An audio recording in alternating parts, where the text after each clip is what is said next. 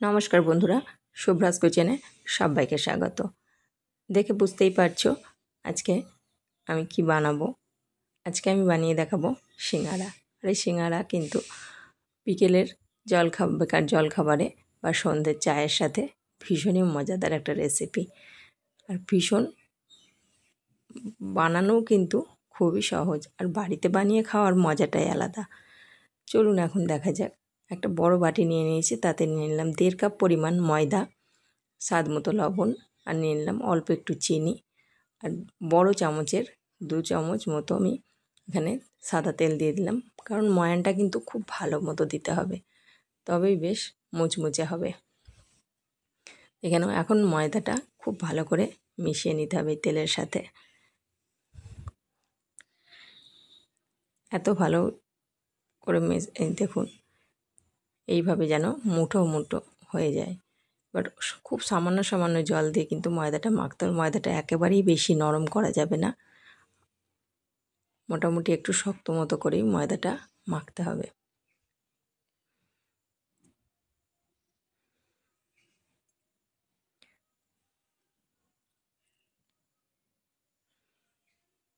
এখন ময়দাটা কিন্তু আমার মাখা হয়ে গেছে।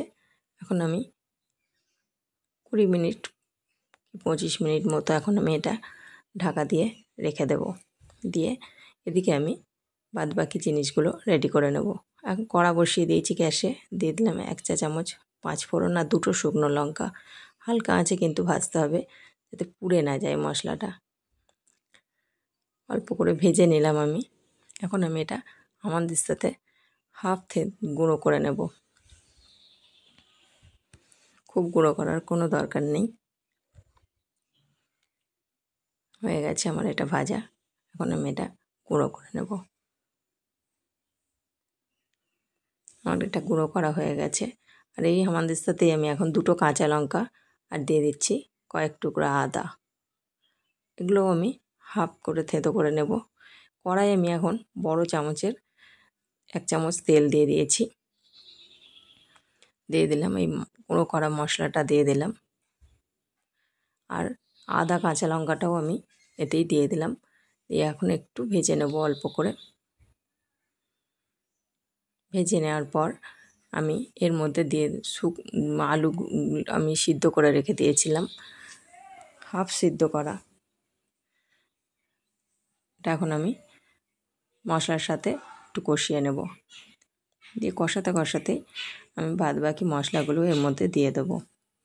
দিয়ে দিলাম 1/2 চা চামচ ধনে গুঁড়ো, 1/2 চা চামচ জিরে গুঁড়ো, 1/2 চা চামচ হলুদ গুঁড়ো, 1/2 চা চামচ লঙ্কা গুঁড়ো,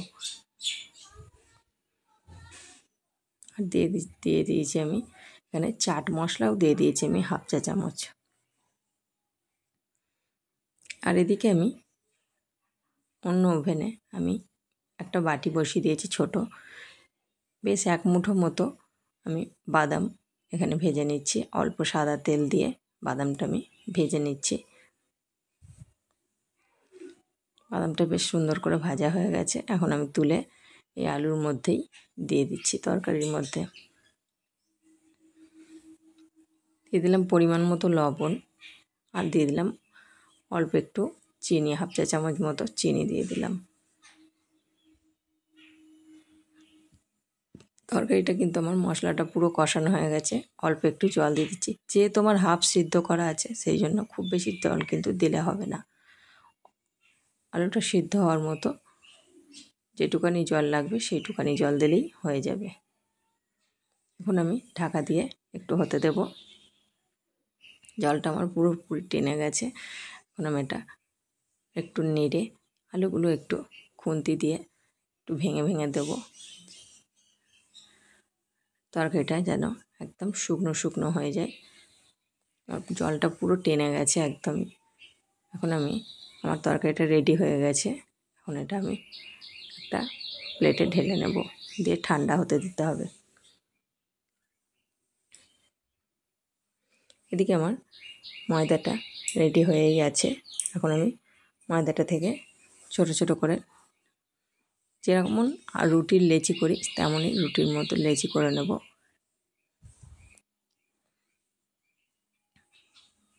তেল দিয়ে এখন বেলে নেব, কিন্তু খুব বেশি বড় করব না আমি, আর একটু লম্বা করে বেলতে হবে এটা। মাঝখান দিয়ে পুরো মাঝ বরাবর ছুরি দিয়ে এইভাবে কেটে নিতে হবে।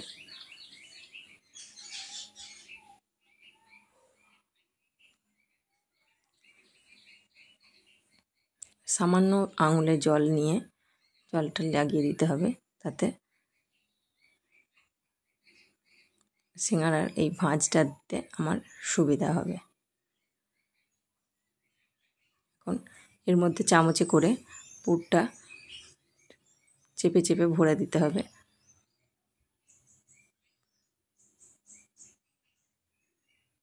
এই ভাঁজটা দেওয়ার সময়ও অল্প একটু জল দিয়ে দিতে পারেন, তাতে ভাঁজটা খোলার সম্ভাবনা থাকে না একেবারেই। দিয়ে মুখটা এরভাবে মুড়ে দিলেই হয়ে যায়।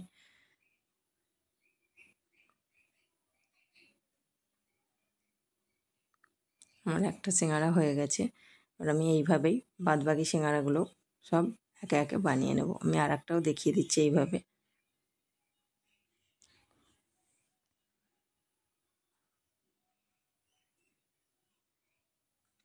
আমার চ্যানেলে যদি নতুন বন্ধু হয়ে থাকেন, চ্যানেলটাকে সাবস্ক্রাইব করার অনুরোধ রইল, আর একটা লাইক দিয়ে পাশে থাকার জন্য অনুরোধ রইল। ভিডিওটা যদি ভালো লেগে থাকে লাইক দেবেন, কমেন্টের মাধ্যমে জানাবেন কেমন লাগলো। সবাইকে এইভাবে বানিয়ে খেতে খাওয়ার জন্য অনুরোধ রইল।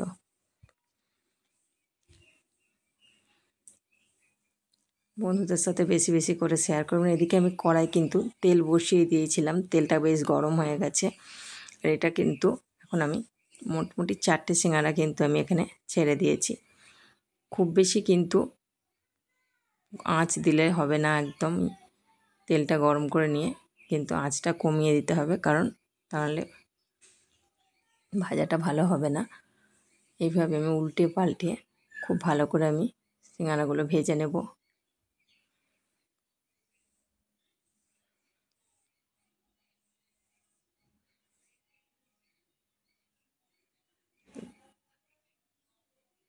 বারবার উল্টিয়ে পাল্টিয়ে কিন্তু ভাজতে হবে, তবেই দুপিঠ খুব সুন্দরভাবে ভাজা হবে।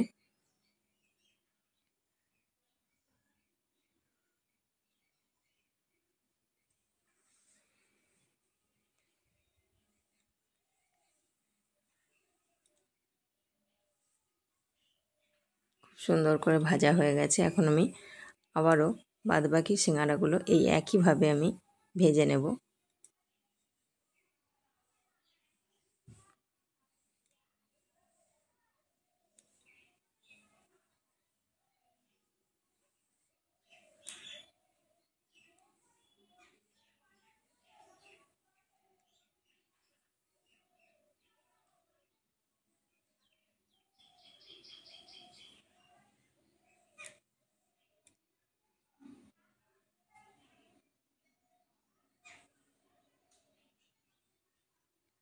এখন আমার মোটামুটি এইভাবে আমার সব সিঙ্গারা কটাই ভাজা হয়ে গেছে।